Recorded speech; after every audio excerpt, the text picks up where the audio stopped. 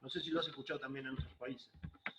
Totalmente. Bueno, de hecho, aquí en México se miraba al revés. Aquí en México hubo empresarios que salieron a decir el cerrar la economía es estar a favor de la muerte, porque sin economía no puede haber salud.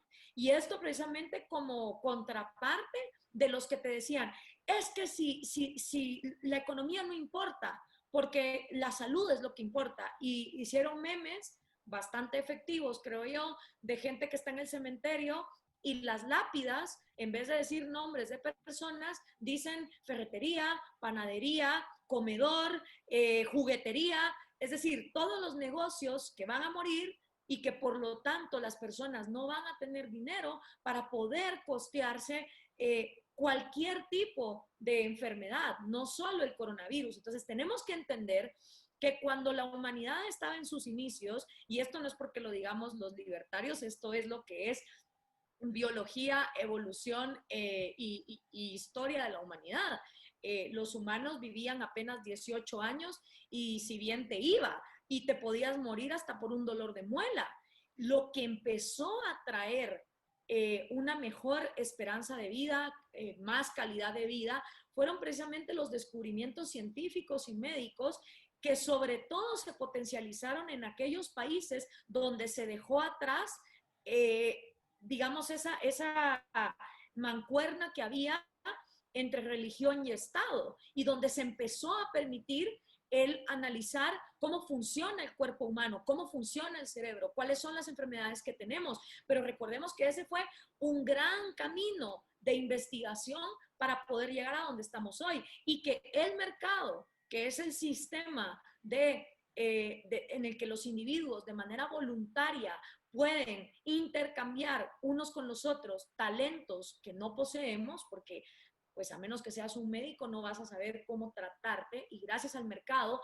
puedes tener acceso a medicinas, a la comida, a todo tipo de alternativas para tener un mejor cuidado de tu propia salud. No hay otro sistema que sea más efectivo que el mercado para llevarle a los pobres las medicinas que necesitan. No existe otro. Entonces, el sofocar y estrangular la economía es precisamente dañar a los más vulnerables, porque sin una economía donde se puedan dar atenciones a todos los diferentes problemas que pueda tener un ser humano, pues entonces no solo vas a tener gente pobre, vas a tener gente pobre y además enferma. Entonces, esa falsa dicotomía creo que va a costar y ha costado muchas vidas.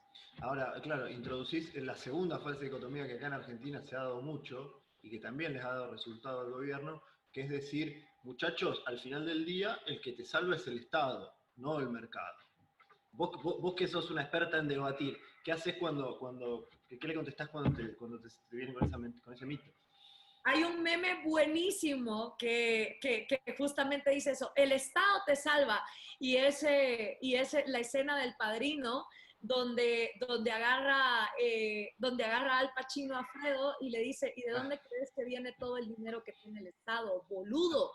O sea, porque claro, vivimos en sociedades que de verdad, o sea, yo juro que hay gente en Latinoamérica que cree que el Estado es como esta nave espacial mágica que de manera espontánea crea dinero y crea riqueza, porque claro, todos sabemos que el Estado se pone a imprimir papel billete y mientras más papel billete imprima, menos valor adquisitivo tiene ese dinero. Eso sí creo que hay gente que lo entiende, pero la gente de por sí cree que de verdad el Estado produce riqueza, que sin Estado no hay fuentes de empleo, que sin Estado no hay salud, cuando es todo lo contrario. Primero viene la sociedad civil, primero vienen los descubrimientos científicos y médicos, primero vienen todos esos negocios que hacen nuestra vida una vida mejor para que entonces a esa gente de manera forzada se le cobre un cierto porcentaje llamado impuestos, que es lo que va al Estado. Entonces, el Estado no te salva de nada. El Estado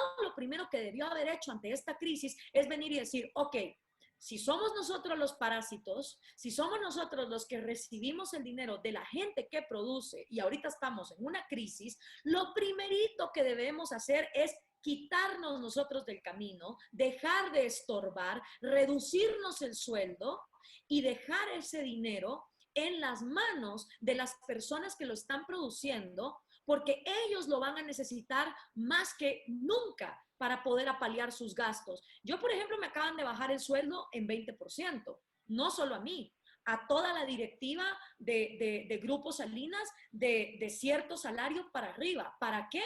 Para poder afrontar los gastos de las personas que tienen un salario más bajo, ¿ya?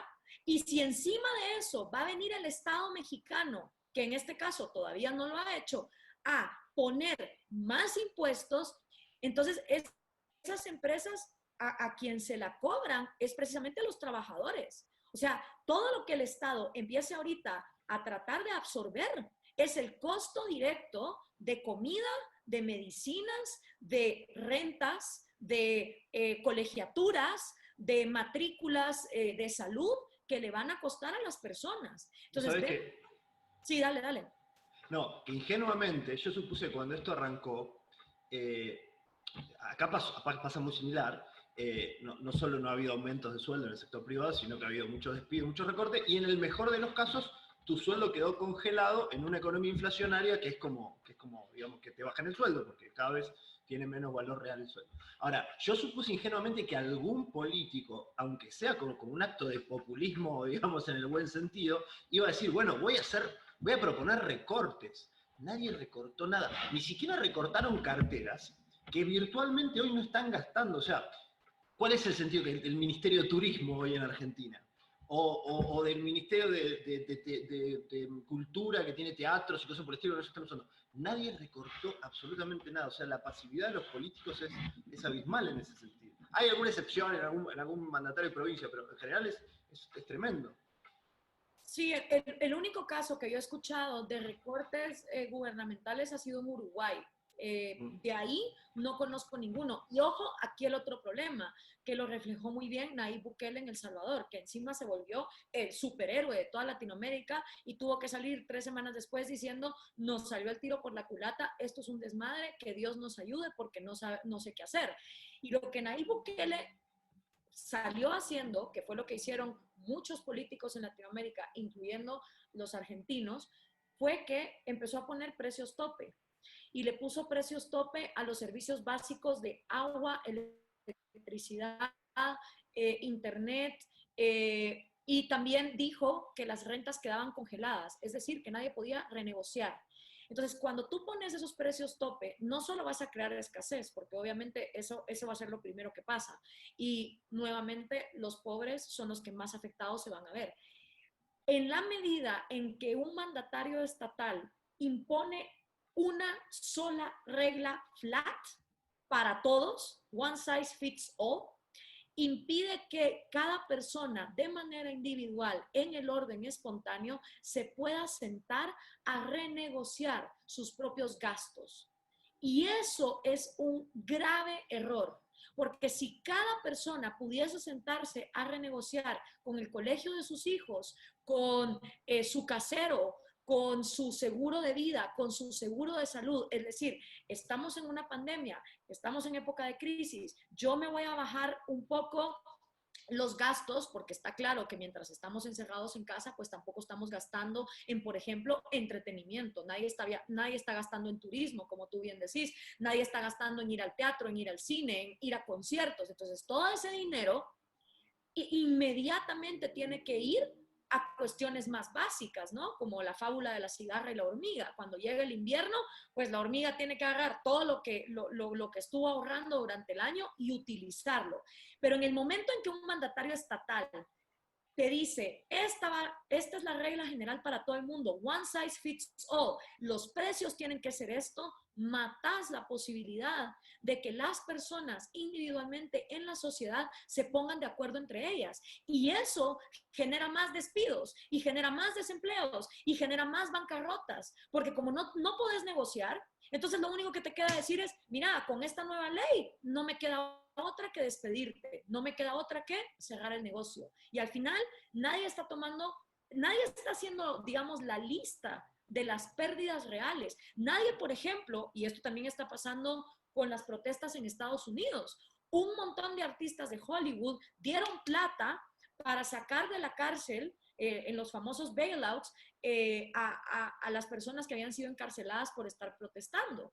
Sin embargo, nadie, ningún artista de Hollywood ha dado un centavo para todos los negocios, y no estoy hablando de grandes negocios, Mercedes-Benz y todo eso que también fue saqueado, sino tiendas de barrio y negocios locales que fueron completamente destruidos, algunos de ellos hasta incendiados, y eso no se va a reponer, y nadie está haciendo la lista de esas cosas que se están perdiendo por esas medidas, en un caso estatales, y en el otro, en el apoyo a personas que están protestando y que están saqueando, pero no a las que se están viendo afectadas por esos saqueos.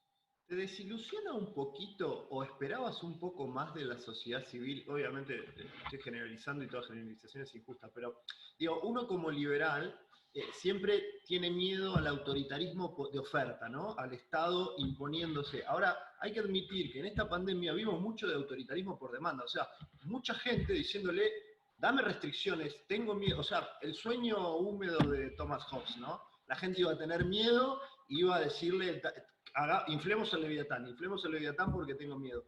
¿Te desilusionó un poquito ver que ciudadanos normales, que no son, no tienen una gran vocación por el autoritarismo, pero ante el miedo salieron corriendo a decir, papá Estado, ayúdame, tengo miedo? Pues no, la verdad no me desilusionó, porque siempre que hay crisis, la gente busca, o sea, si en tiempos normales vivimos en una región donde de por sí la gente busca un populista que por lo menos les venda la pantomima de que se va a hacer cargo de ellos, imagínate ante una pandemia. Ahora, lo que resulta cierto es que nadie opera mejor y nadie se adapta mejor ante una crisis que la sociedad civil de manera privada en el ámbito del mercado. Y yo lo he vivido toda mi vida en Guatemala. Cada vez que en Guatemala hay un terremoto, una tormenta tropical tipo el Mitch o el Stan, cada vez que el volcán Pacaya erupciona, es la empresa privada la que empieza a organizar paquetes de comida, de ropa, de alimentación, las mismas asociaciones de caridad, a través de la sociedad civil, los medios de comunicación privados empiezan a informar, y el gobierno, el único medio que yo he visto que tiene para hacerlo funcionar de una manera efectiva e inmediata es el ejército.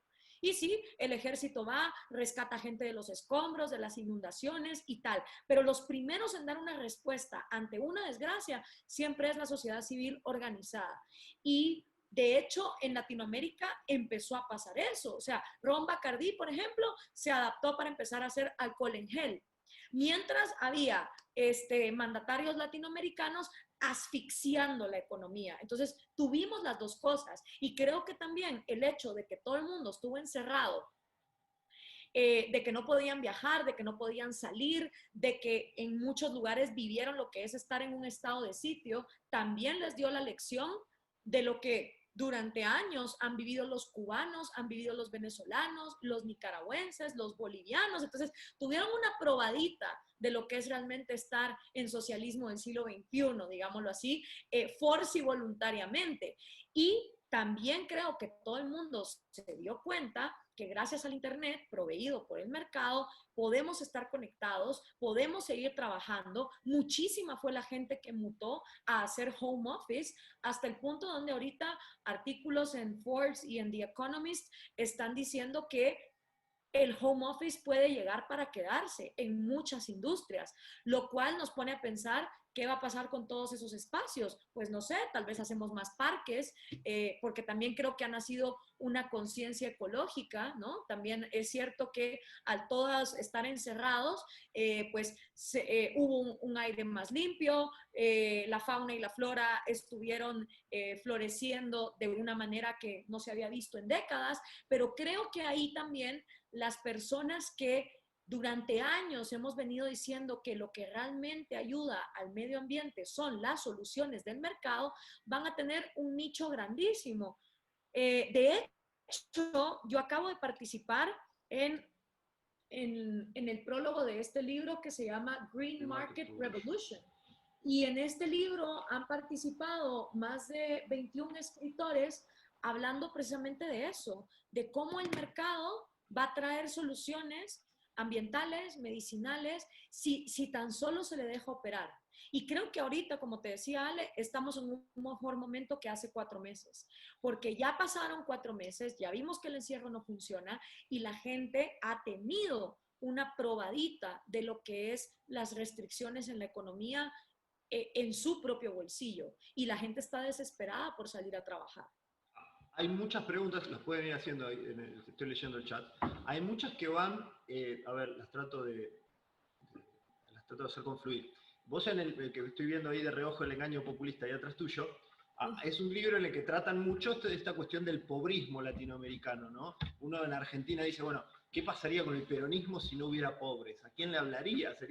Sería como un fracaso. No tendrían un pueblo al que hablarle si no hubiera pobres. Entonces, hasta cierto punto la pobreza resulta funcional para los esquemas populistas.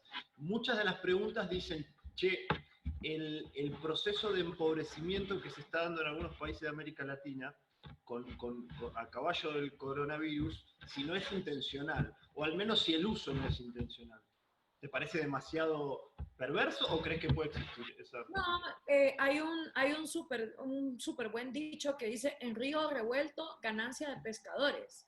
Y yo creo que esta crisis mundial sirvió para que todo el mundo dijera, ¿cómo puedo sacar mi raja? Y ojo, los libertarios también lo hicimos. Yo voy a decir que yo lo hice. O sea, yo dije, ok, hay crisis mundial. ¿Cómo podemos sacar raja de esto para dar la batalla de las ideas y demostrar la importancia de la libertad? Y si nosotros como libertarios hemos sacado raja del coronavirus para recordarle a la gente, oye, date cuenta, la salud estatal no funciona. Hay gente en España que le estaban quitando la cama por ser ancianos para dársela a la gente más joven, gente que pagó impuestos toda su vida y que al final es abandonada por el Estado. Si nosotros como libertarios dijimos, ¿cómo podemos aprovechar esta crisis para nuestros propios, no te diría intereses, sino para comunicarle a la gente la importancia de la libertad? Por supuesto que la izquierda, por supuesto que la derecha mercantilista y por supuesto que el mundo en general hizo exactamente lo mismo. O sea, esta crisis, como trae pánico, sirve muy bien para los propósitos estatistas de decir, ya viste, necesitas un Estado que te cuide, necesitamos tener más salud, necesitamos más impuestos. Y yo creo que yo comparo mucho lo que pasó desde China, porque cuando tú no tenés libertad en información, no puedes tomar decisiones informadas, no puedes tomar decisiones basadas en el conocimiento y en la sabiduría. Y lo que hizo China, que es el manual exacto de lo que hizo la Unión Soviética con Chernobyl, es que fue mintiendo, empezando por decir que el virus no se pasaba de persona a persona. Esa fue la primera gran mentira. La segunda mentira es que nos escondió de dónde carajo vino el virus, lo cual hubiera sido bastante útil para también saber cómo hacerle frente. O sea, nunca China comunicó, esto fue lo que pasó. De hecho, el doctor que murió más adelante por dar la información y gente que yo vi en diferentes foros, como el que hizo Human Rights Foundation, con gente que estaba dentro de China, diciendo, por favor, no crean las estadísticas chinas, aquí los crematorios no han parado de quemar cadáveres, es todo mentira. Fue gente que fue acosada, mucha desaparecida, censurada, encarcelada. Entonces, al igual que Chernobyl, donde la Unión Soviética primero quiso tapar el desastre y decir que no había sido como había sido, la humanidad entera fuimos víctimas de que no se nos dio información acertada desde el primer momento. Entonces, como no hay información acertada desde el primer momento, ves una cadena de pésimas decisiones que se fueron tomando, ya no solo en China, sino en todas partes. Y un Donald Trump que un día salía diciendo una cosa y después salía diciendo otra. Y países que fueron tomando decisiones, como te digo, yo lo he visto con Guatemala. O sea, Guatemala con estado de sitio, cuarentena, toque de queda, y México estando más a su bola, como dirían los españoles, y al final ves que los resultados en diferencia de contagios son completamente, y no hay diferencia entre uno y el otro. Entonces no pudimos tomar buenas decisiones porque se nos mintió y se nos continúa mintiendo. Lo que pasa es que ahorita, como te digo, ya han pasado demasiados meses y la gente ya está harta. ¿Cómo mencionaste dos países que hace mucho que están mal porque son dictaduras, pero que además el coronavirus lo va a complicar mucho? Me refiero a Cuba puntualmente, un país que vive de remesas y de turismo, y esto económicamente lo va a voltear aún más volteado de lo que está. Me fue a Venezuela también, que además del autoritarismo y la dictadura de Maduro, y aparentemente ahora está el hijo ahí, Nicolásito, queriendo también sumarse, pero tiene el precio internacional del petróleo que también está cayendo. ¿Qué crees que les va a pasar a estos dos países con esta pandemia? Mira, yo sí miro mucho riesgo en un periodo especial, parte 2 en Cuba, eh, como lo fue en los 90 después del colapso de la Unión Soviética, y en Venezuela definitivamente un desastre mayor al que ya tenían. La única ventaja, te diría yo, es que cuando ya vivís en un apocalipsis zombie, yo se lo dije a mis amigos venezolanos en un seminario que hicimos con Se Dice Libertad. Bueno, muchachos, lo bueno es que ustedes ya llevan 20 años entrenando para esta vaina. Ustedes ya saben lo que es no tener electricidad, agua potable durante horas. Ustedes saben lo que es escasez en los supermercados. Ustedes saben lo que es no tener industria del teatro, ni del cine, ni del entretenimiento, ni poder salir a la calle a dar un paseo. Entonces, la ventaja es que cuando ya vivís en un estado totalitario, te podés adaptar mejor a una crisis porque, como decimos en Guatemala, es una raya más para el tigre, ¿sí? Creo que una crisis como la que estamos viendo le ha afectado más a los europeos y a los gringos que están más acostumbrados a sus libertades, digamos, que lo que puedan estar personas en dictaduras donde hay permanente escasez y permanente caos. Sin embargo, creo que el coronavirus también vino a desmitificar ciertas cosas, desde, por ejemplo, Carolina Cox, la famosa chilena comunista que estaba en Cuba cuando pasa todo este desmadre, y en lugar de coger su teléfono y decir, miren, miren, qué preciosa la salud cubana, miren cómo me curan del coronavirus, miren cómo me atienden de bien. Porque claro, eso es lo que hubiéramos tenido que esperar de la progresía latinoamericana que estaba en Cuba, ¿no? Que empezaran a hacer videos diciendo, mira qué bien aquí nos están atendiendo. No, fue todo lo contrario. Fue, por favor, sáquenme de aquí. Y resulta que el paraíso cubano era peor que estar en el infierno chileno de Piñera, infierno que ella quería contribuir a completamente aniquilar. Entonces, creo que eso es bastante positivo. También que los médicos cubanos fueron enviados a diferentes partes del mundo y después fue como, no, por favor, ¿saben qué? Regrésenlos, porque los tipos no saben hacer absolutamente nada. Entonces, creo que se desmitificó también mucho ese tema. Ahora, para mí, ya antes de la crisis, Venezuela estaba condenada al destino que tuvo Cuba y a pasar 60 años en ese impasse donde no hay progreso. Yo durante años lo he dicho, no veo que Venezuela tenga líderes, excepto de María Corina Machado, pero aparte de eso no veo una sociedad civil convencida de que el socialismo es el problema. Al día de hoy los venezolanos te dicen, no, el problema no es el socialismo, marica, es la corrupción, y como que no entienden que eh, el poder absoluto corrompe absolutamente y el socialismo da poder absoluto y por eso es que socialismo viene primero y corrupción viene después. Eso no lo entienden los venezolanos. Quisiera yo pensar que ante esta crisis pudiese acelerarse el proceso de un quiebre en una dictadura como la venezolana. Quisiera yo pensar porque Chernobyl lo fue para la Unión Soviética. Gorbachev lo reconoció incluso. Dijo, sin Chernobyl hubiera sido mucho más difícil acabar con la Unión Soviética a largo plazo. Entonces, también está ese componente, ¿no? Que una crisis invita a replantearse todo, invita a cuestionar la autoridad. Y en el caso de Cuba, definitivamente, si entran en un periodo especial por falta de turismo, falta de remesas, al régimen no le va a quedar más que seguir abriéndose, porque si no, pues van a ser más muertes. Pero llega un momento donde esos países, Ale, también pueden vivir como Corea del Norte. donde la gente está esclavizada y le muestran al mundo lo que le quieren mostrar. Esto ya lo ha venido haciendo Cuba durante años. Le manda a la ONU las mejores cifras de América Latina y nadie se cuestiona por qué hay que creer en las cifras de una dictadura que no permite la libertad de investigación ni la libertad de prensa, ¿no? O sea, entonces, pues, es difícil. Alberto o Guillermo, si quieren hacer una pregunta, me hacen señas, ¿eh? O abren el micrófono y le dan directamente, me dicen. Te hago otra mientras. Guillermo, ¿querés preguntar? Dale, pará, dame un segundito. Creo que ahí está abierto el micrófono. Ahí está. Sí.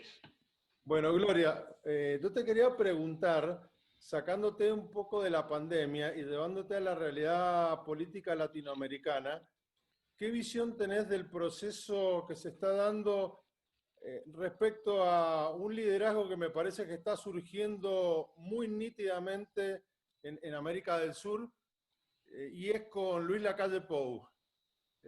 Lacalle Pou tiene un perfil muy interesante que, a diferencia, por ejemplo, de Mauricio Macri o de Piñera en Chile, se nota que viene de una familia de políticos de raza, y creo que a las ideas de la libertad le agrega el condimento de la gestión con vocación política y liderazgo. Creo que puede ser un faro importante para las ideas de la libertad puestas en función de la acción de gobierno. Pero me gustaría escuchar de boca tuya qué análisis y qué panorama visualizás sobre el resto de América Latina, y si este liderazgo que está empezando a despuntar Lacalle Pou puede ser un efecto dominó sobre otras realidades latinoamericanas. Mira, te lo voy a decir desde mi perspectiva, que obviamente no es la regla general, pero esta es la perspectiva de una centroamericana viviendo en México, que hasta el 2014, cuando hice el discurso de Zaragoza y empecé a viajar a Sudamérica, lo que yo consumía de lo que venía del sur era pues lo que nos venía por internet. Y en el caso de Uruguay, Uruguay no era parte de las noticias en esta región de Latinoamérica hasta que Pepe Mujica llegó al poder. Y cuando Pepe Mujica llegó al poder, Uruguay estaba en todas partes, en todos los titulares, en todos los noticieros, y Pepe Mujica, y el viejito humilde, y esto y el otro. Desde que Pepe Mujica se fue del poder, otra vez Uruguay pasó a la calle del olvido. En este lado de Latinoamérica. No sé si lo que yo me entero de lo que está haciendo la calle Pou, porque además tuve la oportunidad de Uruguay, sé quién es, sé lo que está haciendo, pero es porque yo me informo. Pero que yo te diga al día de hoy que de este lado de Latinoamérica hay gente que está pensando en la calle, no lo veo. No veo que el liderazgo que él está tomando se esté replicando. Sin embargo, alguien como Nayib Bukele, de un país como El Salvador, que en Sudamérica, ¿cuándo se habla de El Salvador? Pues nunca. Pero si hay un dictatorzuelo poniendo precios, todo el mundo se entera de quién es Nayib Bukele. Entonces, ahí es donde vemos la diferencia de publicidad y marketing que se le da a un socialista cuando está estatizando, que lo que se le da a alguien que está haciendo digamos, medidas de liberalización. Y a mí me encantaría que hubiera más estrategia de marketing y que otros medios de comunicación replicaran, porque nadie está diciendo lo bien que lo está haciendo Uruguay. Nadie te habla de eso. Y creo que ahí es donde es evidente, cuando comparas Mujica versus Lacalle, digamos, el interés internacional que había en la figura de Pepe Mujica, ahí es donde nos damos cuenta que siempre vamos a estar en desventaja. Y que de hecho, ojo, a nivel internacional, lo que se oía de Mujica eran siempre cosas buenas. Cuando yo llegué a Uruguay y me enteré que el tipo quería pasar legislaciones que eran copy-paste de las legislaciones de Ecuador para censurar la prensa, o las legislaciones de Maduro para arremeter contra la empresa privada, esas cosas no se decían internacionalmente. ¿verdad? Entonces, hasta que llegas al país y te enteras de lo que realmente está haciendo el tipo, es que decís, wow, o sea, este no es el viejito humilde que maneja un Volkswagen que todo el mundo cree. Lo mismo que con Bachelet. Simplemente fueron personas que vivían en países con más instituciones y que las instituciones fueron capaces de frenar el paso que tenían. Ahora, ¿por qué la calle Pou no tiene la misma publicidad que Pepe Mujica? Es una excelente pregunta para hacerse. Y dan ganas de escribirle a todos los periódicos en España, en México, en Guatemala, en Nicaragua, en toda América Latina que le dedicaron, pero cantidad de tinta a Pepe Mujica y que no hablan nada de la calle Pou. El fin de semana pasado, por algún motivo extraño, de esas cosas que tiene YouTube, que entras a ver un video de Messi y terminás en un video sobre cualquier cosa, terminé viendo una charla de Pepe Mujica en Harvard, 2 horas. La emoción con la que niños ricos aplaudían a Mujica era conmovedora, realmente era conmovedora. Ahí hay otro libro que se llama Cómo hablar con un conservador, que da para largo, da casi para una conversación exclusiva, pero sí me quiero centrar en un punto, Gloria.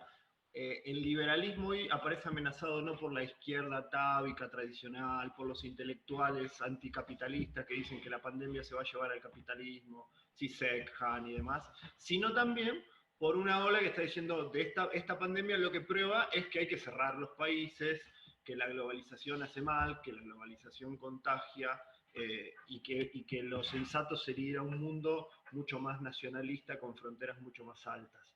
¿Te preocupa eso? ¿Lo ves así? ¿Qué crees que puede pasar? Sí, a mí me han insultado de globalista y yo así como, ¿de en qué momento globalista se volvió un insulto cuando somos nosotros que queremos un mercado global y libre? Es como, no pueden usar otra palabra, no sé, o sea, porque ahora resulta que globalización, el que todos seamos uno en un solo mercado libre, parece que está mal. Pero yo creo que es culpa nuestra, Ale.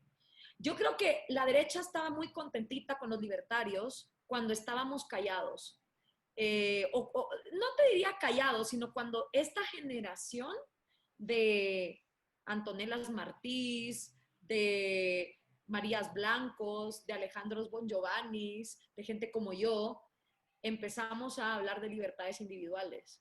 O sea, la derecha estaba muy contenta con los liberales siempre y cuando no tocaran estos temas. Y creo que es esta generación, somos nosotros los culpables de haberlos enojado.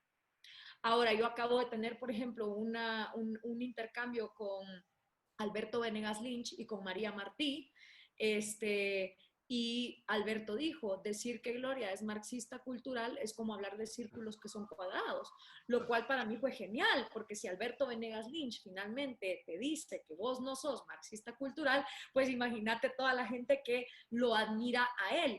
Y el problema está en esto.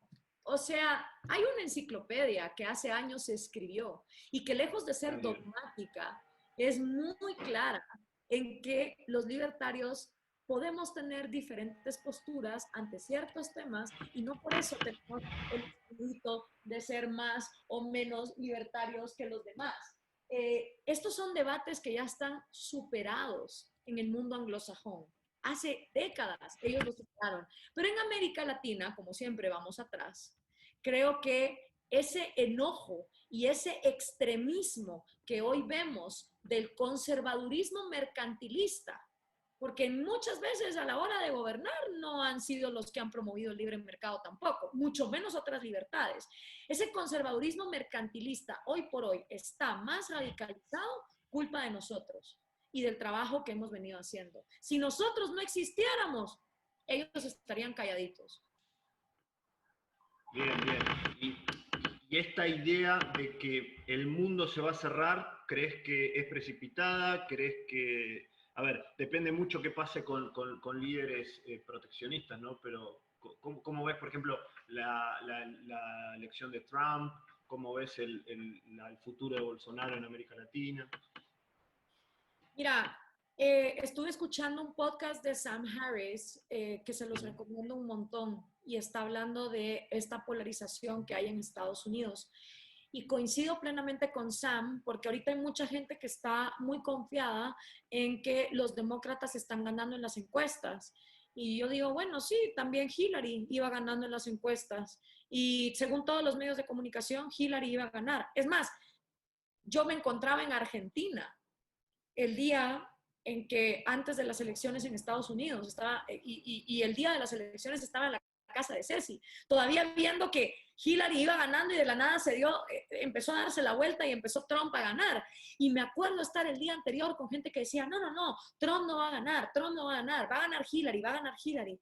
Yo te digo una cosa, o sea, esa radicalización, y es algo que habla Sam Harris bastante bien, te estás enfrentando ante medios de comunicación que en el 90%, a excepción de Breitbart y Fox News, te van a decir que los demócratas van a ganar, ¿ya? Entonces sabes que el 90% de los medios de comunicación, eso es lo que te van a decir. Pero lo que no te están contando, la parte de la película que no te están contando es la incidencia que van a tener estas protestas, estos saqueos y esta corrección política de la que también habla Axel Kaiser en su nuevo libro de la neoinquisición.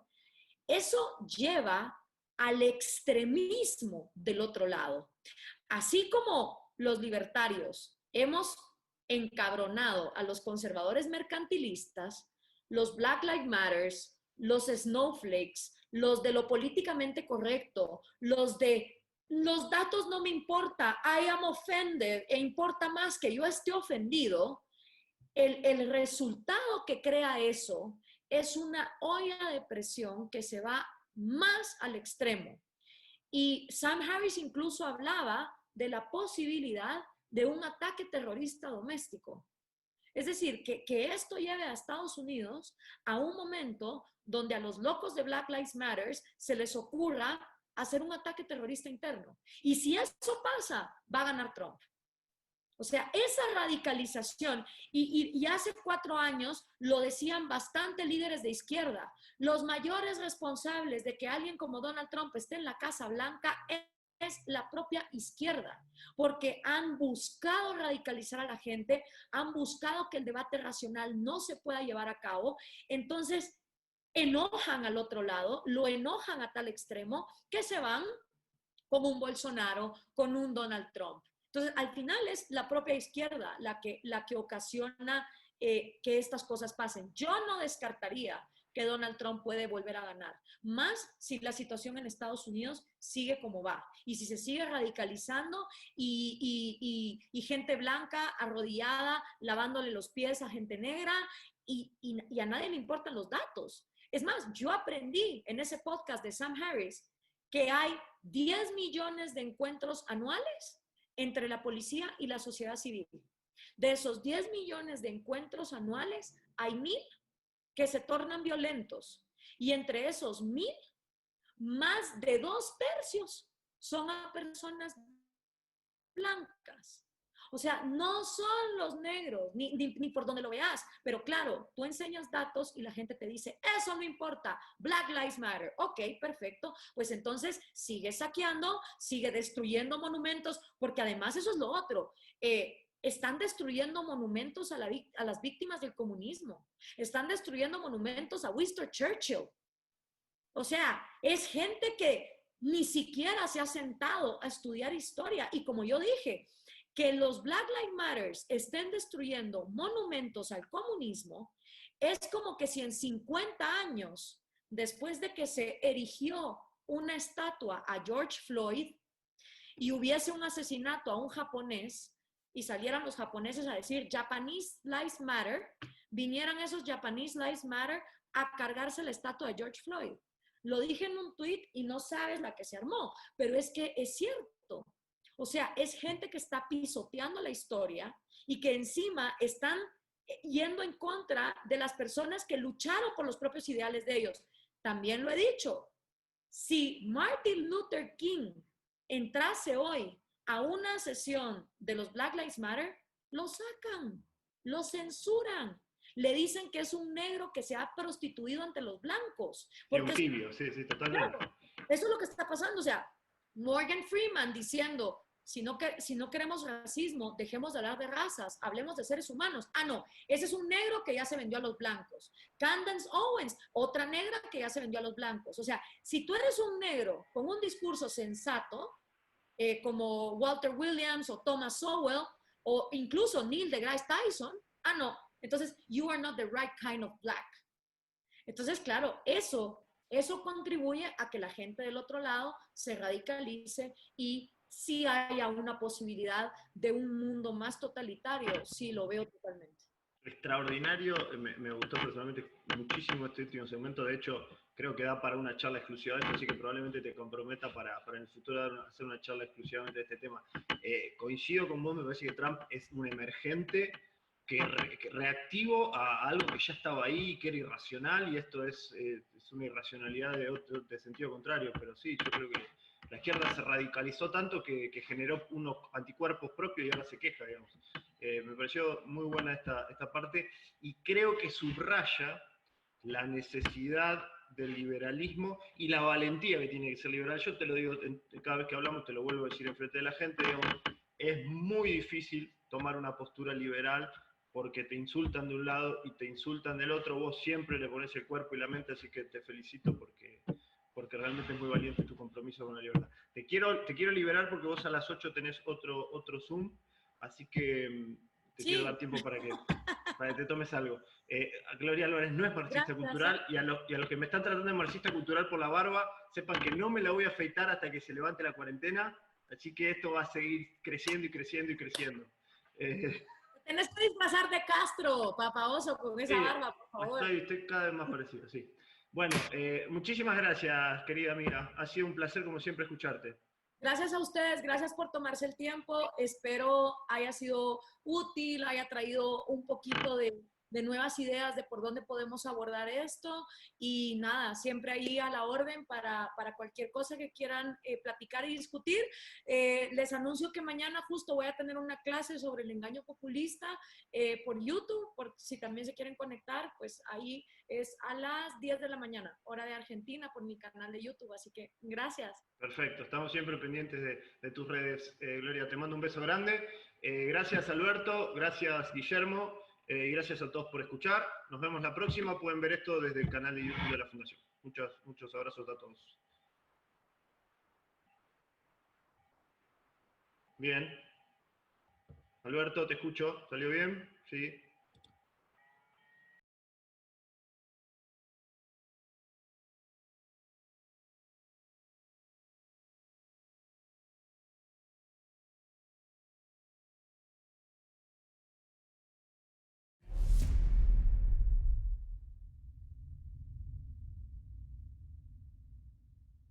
En fin, bienvenidos a República versus Populismo. Es para mí un gusto y un honor poder estar aquí en la Fundación para el Progreso hablando de este tema que pues es tan importante y tenerlos a todos ustedes por acá.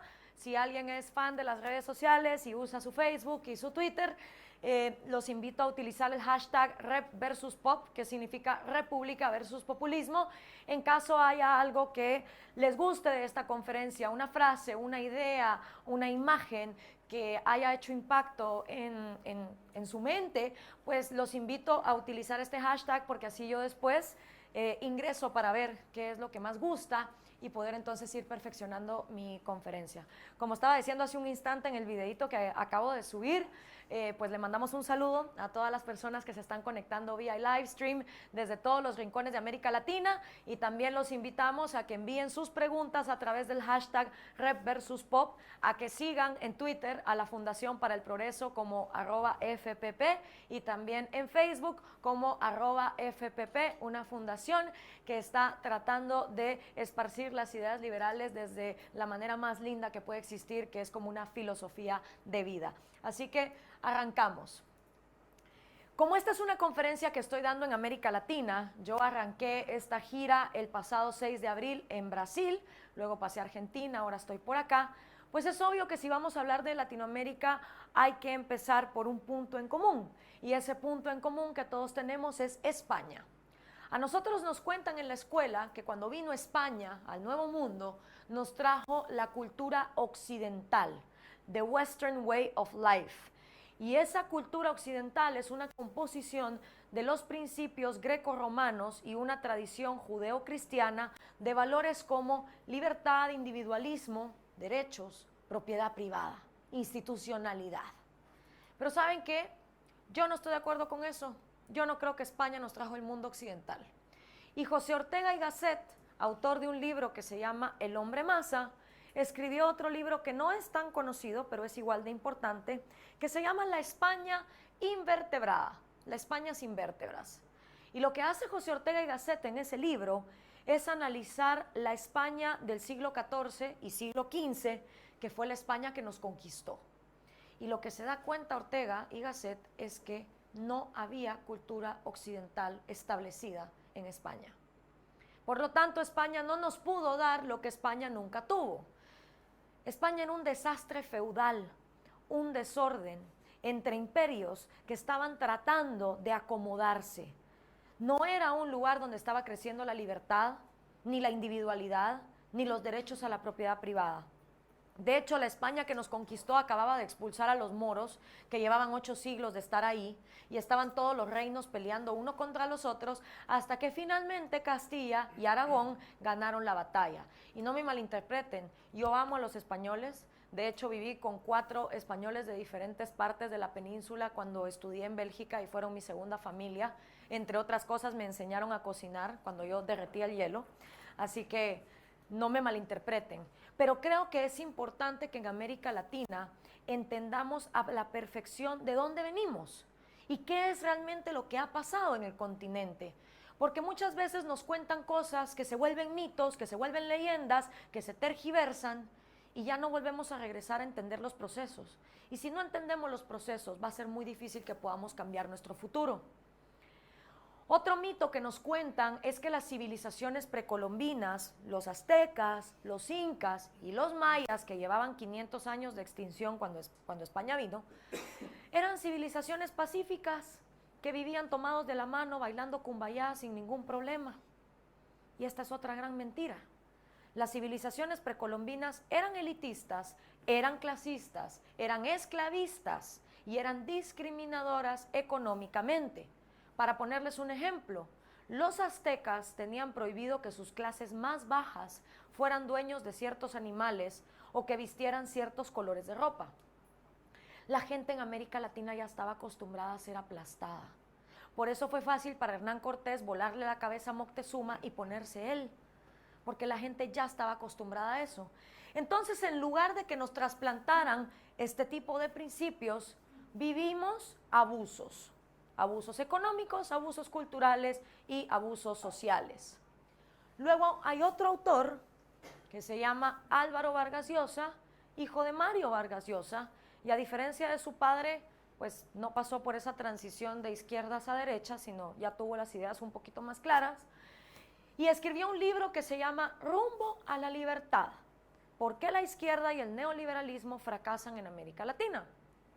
Y en esta obsesión de Álvaro, que hemos tenido muchos en este continente de entender por qué hay pobreza, él se va a la historia para descubrir que hemos sido aplastados por 5 principios de opresión.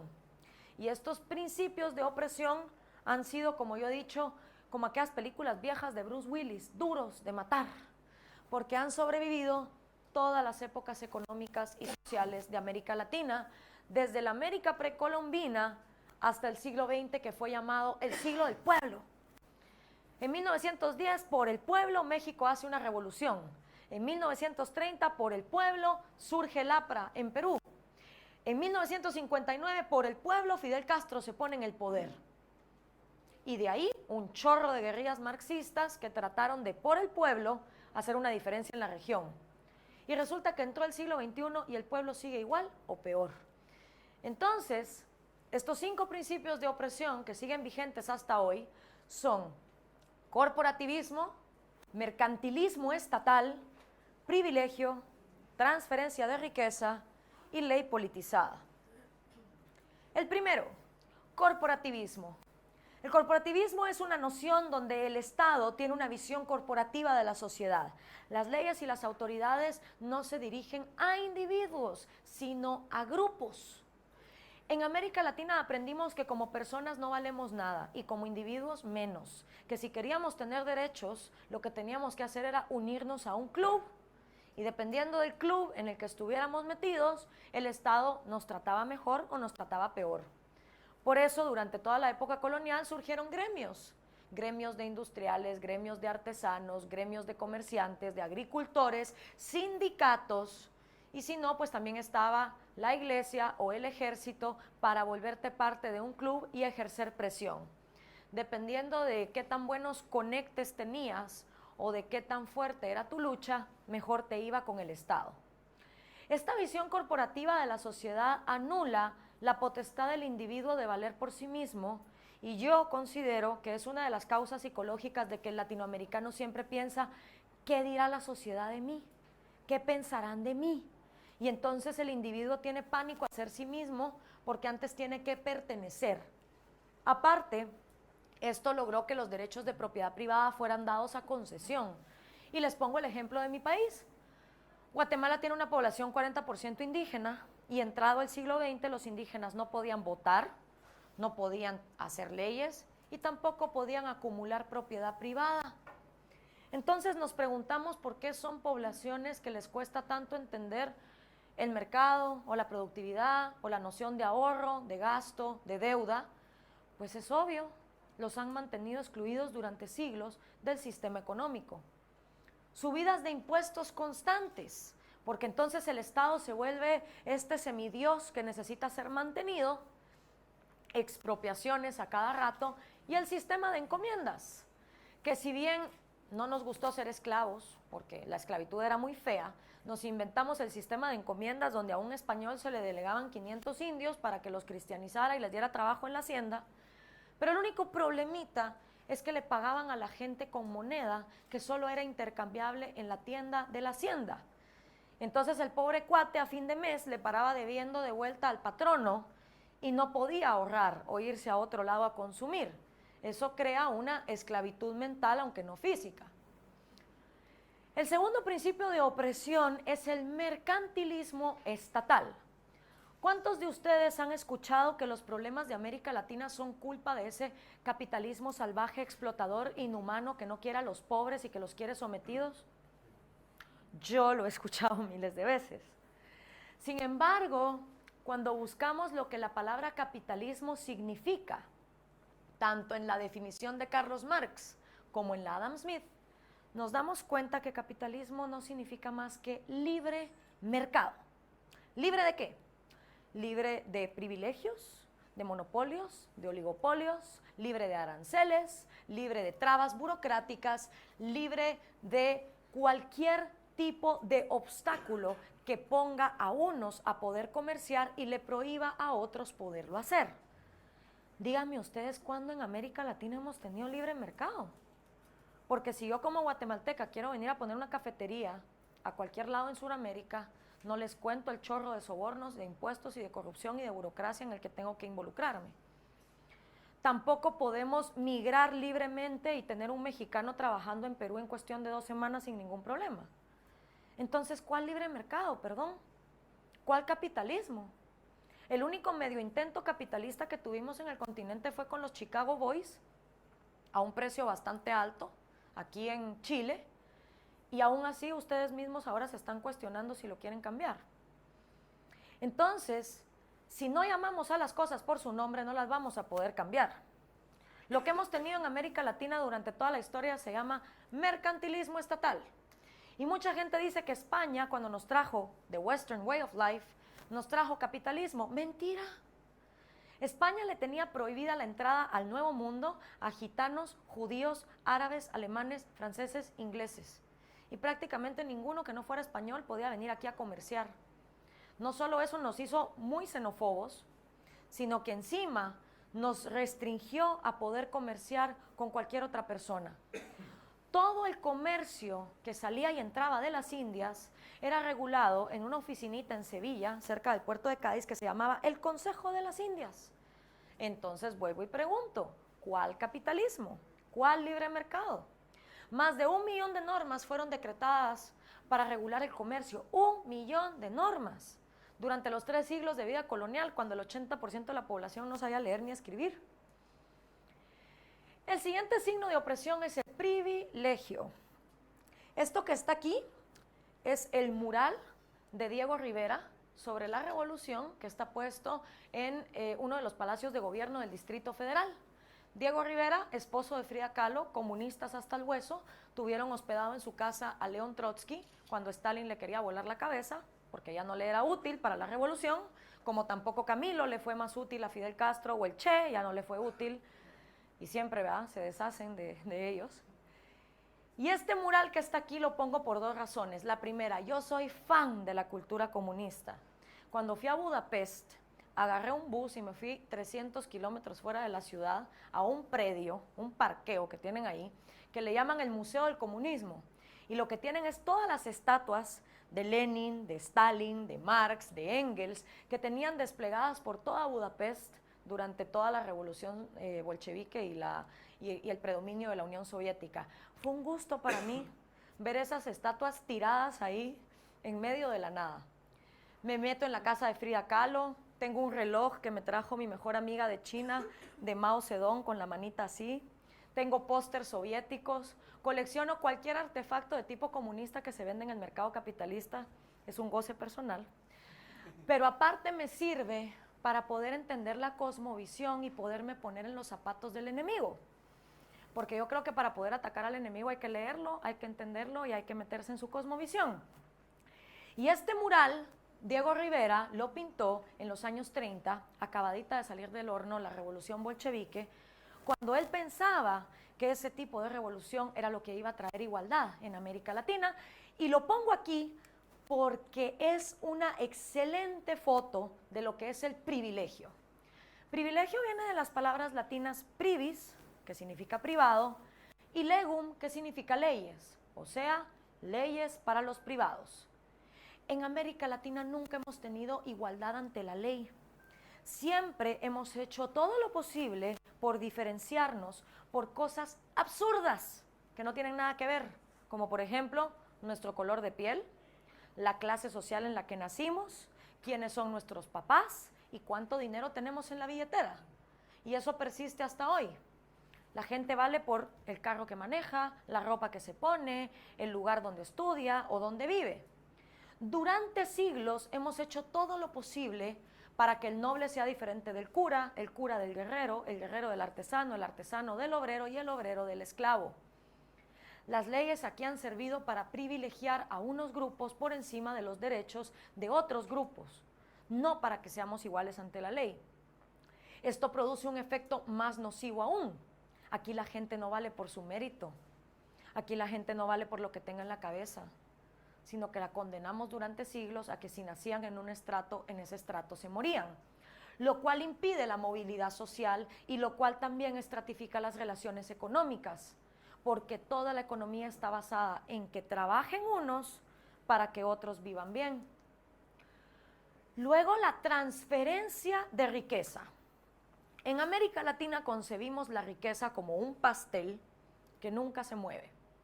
Y ese pastel, obvio, lo que hay que hacer es partirlo en más pedacitos para darle un poquito a cada uno y no solo dejarlo en unos pocos. Ahora, el problema es el siguiente. Pensemos en el planeta Tierra, ¿sí? Este es el episodio Cosmos y Carl Sagan de la presentación.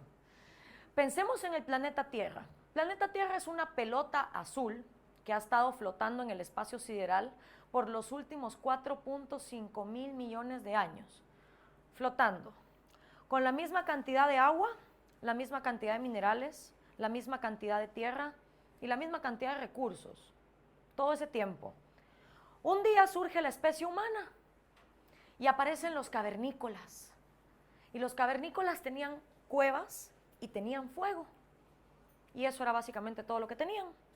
Y hoy los seres humanos tenemos fundaciones para el progreso, PowerPoints, clickers, micrófonos, ropa, smartphones, cámaras, arquitectos, filósofos, matemáticos, artistas. ¿De dónde vino todo eso? Si la pelota azul siempre ha tenido los mismos recursos. Bueno, todo eso ha venido del único recurso inagotable que existe en este mundo. Y ese recurso, mis queridos amigos, es la mente humana. La mente humana es la única cosa capaz de crear algo que no existía con los recursos que durante millones de años han existido en esta pelota azul. J.K. Rowling se estaba muriendo de pobreza dentro del welfare state inglés, hasta que un día se sienta en una cafetería y escribe un pequeño libro que se llama Harry Potter. Hoy la mujer tiene más plata que la reina de Inglaterra, todo producto de su cabecita. Mark Zuckerberg quería averiguar quiénes eran las chicas más guapas de Harvard y se inventa un software para empezarlas a evaluar. Hoy por hoy ese software se llama Facebook y es la red social más grande del mundo que vale billones de dólares, producto de su cabecita. Steve Jobs tuvo la brillante idea de juntar dos cosas que existían por separado, teléfono celular e internet, en una, y murió siendo un genio que nos cambió la vida a básicamente todos, porque hasta su competencia se benefició de ese gran invento. Entonces, los ejemplos son vastos de que la riqueza se crea, no se transfiere, se crea con la cabeza. Pero para tener una cabeza capaz de crear, esa cabeza hay que nutrirla desde la niñez, no solo con buenos alimentos, sino también con amor, como dice el doctor Albino en su tesis sobre la nutrición. Sí. Pero en América Latina no. En América Latina seguimos necios con que la riqueza se transfiere de los que la producen a los que no la producen. Así fue durante siglos. Aplastamos a los indios, a los negros y a los mestizos para que los nobles criollos vivan bien rascándose el ombligo. ¿Qué propone el populista? El populista propone lo opuesto, que transfiramos la riqueza de los ricos explotadores y productores a los que no producen nada. O sea, en vez de transferir de abajo para arriba, transfiramos de arriba para abajo.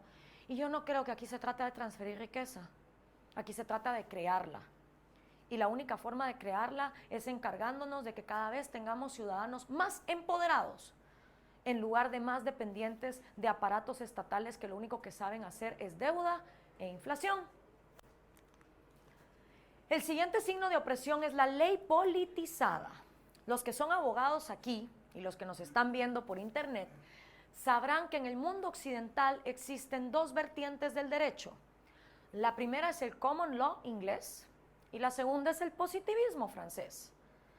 La diferencia básica entre estos dos es que el common law inglés concibe que el juez es un tipo sensato, que el tipo es racional, lo suficientemente racional como para poder discernir el bien del mal en cada caso que se le presente y tomar unas decisiones que se van acomodando, derecho consuetudinario se llama eso.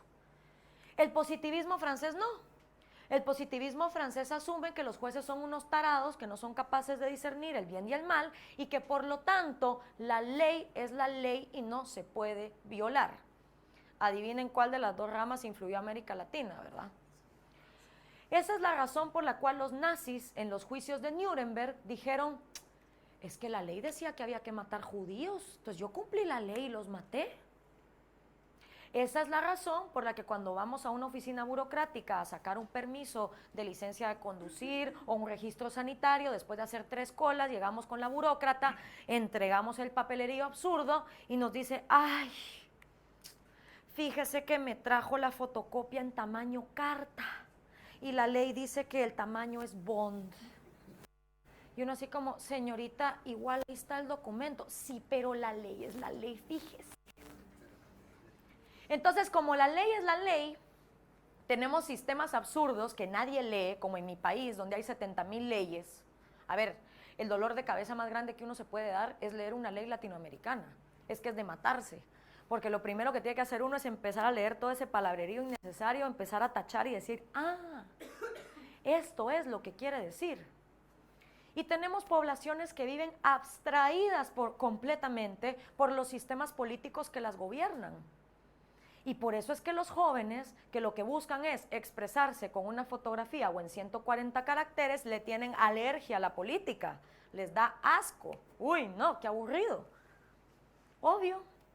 Entonces tenemos dos opciones.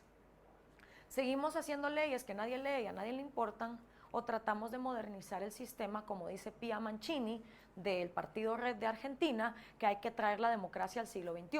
Aparte de eso, no solo la ley era la ley, sino que solo el 1 o el 2% de nuestras poblaciones podían hacer leyes. Eso es como que yo les dijera que aquí solo Axel y este caballero van a poder hacer leyes, pero esas leyes les afectan a todos ustedes. ¿Qué creen que va a pasar de aquí a 5 años? Que Axel va a legislar para su beneficio y todos ustedes no van a poder hacer nada. Pues esa fue la realidad latinoamericana hasta el siglo XIX. ¿Y qué pasó cuando nos volvimos repúblicas con los 5 principios de opresión? Mercantilismo estatal, transferencia de riqueza, ley politizada, privilegio y corporativismo.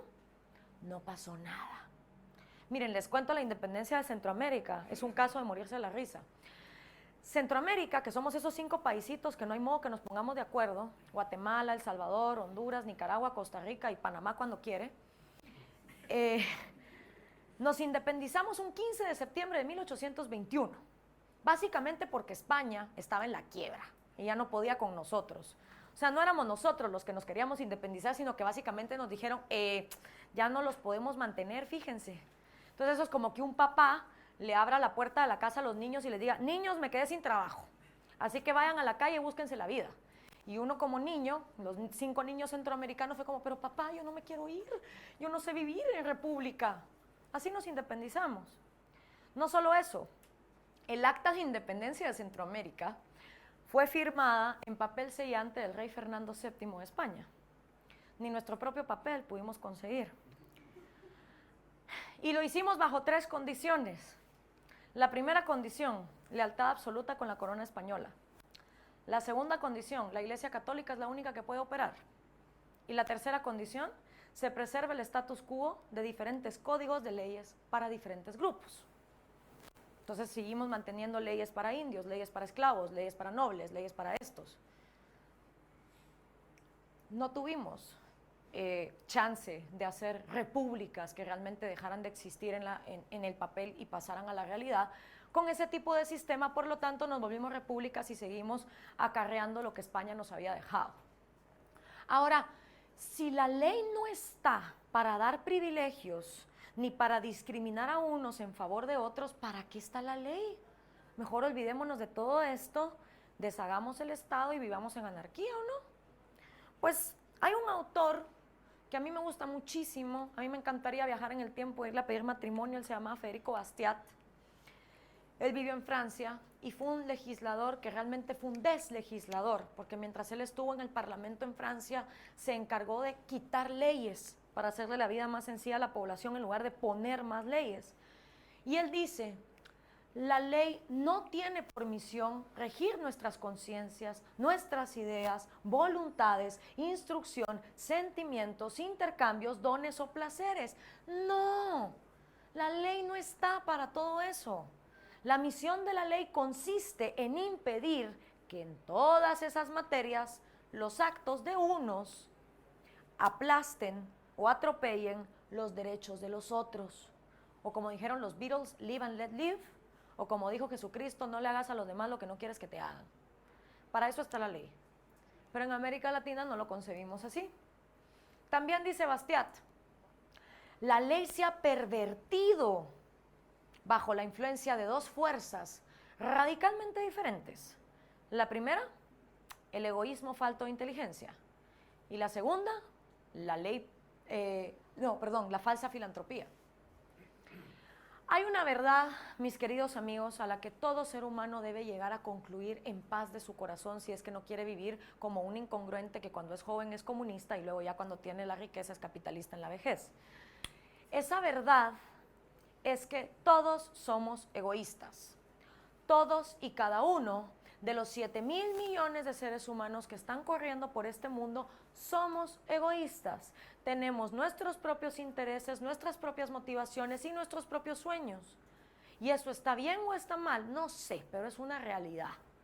Y no solo es una realidad humana, es una realidad de todo lo que está vivo. Pececitos, jirafas, elefantes, perros, gatos, aves, todo lo que vive es egoísta. ¿Por qué? Pues porque por alguna razón que aún no entendemos, la vida desde que se concibe, quiere seguir viva, quiere sobrevivir, busca un refugio, caza animales, pero quiere sobrevivir. ¿Por qué? No sé, tal vez estamos esperando que los aliens vengan por nosotros, pero por alguna razón la vida quiere seguir viva y desde que existe hasta hoy preserva ese deseo. Y para que cada individuo vivo tenga el deseo de seguir con vida, es necesario que sea egoísta. Es como un gen. Ahora, hay dos tipos de egoísmo. Está el egoísmo falto de inteligencia, que es el del que habla Bastiat, o egoísmo irracional, y está el egoísmo inteligente, o egoísmo racional. La diferencia básica es que los egoístas inteligentes o racionales entienden que su vida, su libertad y su propiedad privada tienen tanto derecho de existir como el del resto de vidas, de propiedades privadas y de libertades de los otros 7.000 millones de seres humanos que hay en el mundo. Los egoístas faltos de inteligencia o irracionales no lo ven así. Ellos creen que su vida, su libertad y su propiedad está por encima de todo el resto de la humanidad y por eso roban, asesinan, violan y matan. Cada uno de nosotros decidimos si vamos a ser egoístas, racionales o irracionales. Eso es problema de cada quien. Pero a mí me da risa cuando se paran los políticos en América Latina, y cuídense de esto, y dicen, yo no tengo intereses personales. Mi único interés es el pueblo, el bienestar del pueblo y nada más que el pueblo. O lo peor, cuando escuchamos a los latinoamericanos decir, necesitamos un hombre bueno, un hombre sin intereses, que no sea egoísta, que piense en el pueblo. Señores, a menos que estén esperando por un marciano, ese político nunca va a venir. Porque todos los seres humanos somos egoístas. Y se los digo yo, que soy de la poca gente en América Latina que antes de meterse a política la estudia en la universidad, que les juro que nunca me llevaron a una clínica, me sentaron en la sala de espera y haya salido una enfermera que me haya dicho, a ver, mija, ponga la mano. Listo, con esta inyección le vamos a extraer el gen egoísta. Listo, usted ya no tiene intereses personales, vaya, sea político. No, eso no pasa. Los políticos también somos egoístas. Y como otro ser humano tenemos la decisión de ser egoístas racionales o egoístas irracionales. Y la mayoría de nuestros políticos no pueden ver más allá de los 4 años que están en el gobierno porque lo único que les interesa es robar. Y digo yo, ¿para qué? Para luego vivir en casas blindadas con 18,000 guardaespaldas, con las metralletas, con los hijos amenazados de secuestro.